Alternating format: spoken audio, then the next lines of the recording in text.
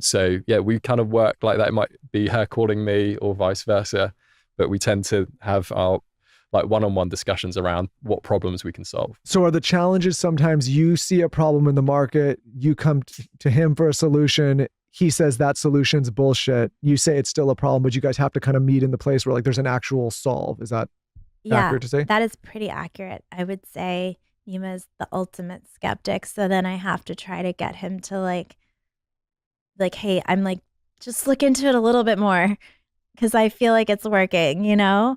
And then sometimes that pays off, very rarely, but it is like a push and pull. And then I would say what I love working with Nima over the last 6+ years is that his like integrity is so intact. And I think that in this category where, you know, consumers have to be their own advocates and are like, is this safe? Is this effective? And then you have a partner that's like, oh, I want to run more stability on this. I want to, even though that's fine, like I want to, you know, with probiotics, for instance, like I want to see what it's like, you know, where a lot of companies will list the CFUs or the probiotics at manufacturing is like, I want to see at the end of shelf life, like let's push the standards when it comes to quality. Cause I don't know, I'm not a scientist, I might have a math background, but I'm not a scientist. I'm just like advocating for the consumer or for myself. And he's like, this is how it's done, but this is how I would do it. And this is like right. This is the right thing to do. And so I appreciate that. And I think it's really rare. What I found, having been in this industry for a long time, it's really rare. I think consumers have not only lost faith in what's on the products, but they've also lost a lot of faith in some of the experts behind the products. And I think you coming from academia, the last few years we've gone through, there's a lot of doctors and scientists and academics where they've done things that they're now out of integrity. And the consumers are now like, okay, now we can't only trust what's on the shelves, but the people that are providing us. How do you feel about that? Because speaking on integrity, I think there's some people both in the academic world and in the medical world that have fallen out of integrity. And I wonder how you feel about that. Yeah, I think it's a really interesting time. I mean, we talk about science and data and everything, right? But there's also science washing at play, right, as well. So, you know, even within scientific groups or publications and data, like there are good studies and bad ones, right? And so it's even hard to filter between good and bad there. But, you know, I believe that there is a consumer group that ultimately values the science method, meaning there's people that will value, you know, data over just promise, right? And so I think that, yes, there's going to be some skepticism, as there should be. I kind of encourage that. And there's got to be a lens and a filter from discerning between good and bad, right? Everybody.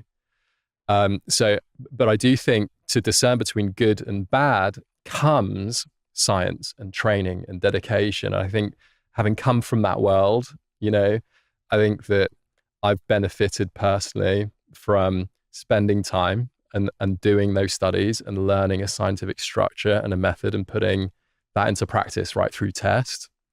That allows me to come up with a different perspective when it comes to, you know, designing a product or coming up with a clinical or coming up with an exercise intervention, right? With the view that outcomes are important. And so I hope that, you know, consumers can not only be the chief health officer of their household, but can also wear the chief science officer hat as well in the household to start to be able to discern between good and bad. And I think that comes with a little bit of, you know, fact checking, and we're going to have much more access. You know, you've got ChatGPT now on your fingertips and you can put a dose in and see, you know, are there studies behind that dose in this form? Consumers have not had that access before, but we're getting into a period where I think information access will be more relevant. And I think the more brands putting investment in research and clinical and science, those ones have more, in my opinion, durability. Well, so I'm not a scientist or a doctor. I would say I'm an entrepreneur, similar to you, Kat. And I think what's similar to entrepreneurship and scientists is that we go in with assumptions based on how we think the business is going to operate and how successful it's going to be. And then based on the data and the feedback from the market, we either have to say we were right or we have to adjust. And what I love about science, the same thing is like you do the science and it evolves and it changes and you have to move your position. And I think where a lot of people felt frustrated the last few years is like there's these things, and I promise I won't go down a rabbit hole here, was like, Right. trust the science.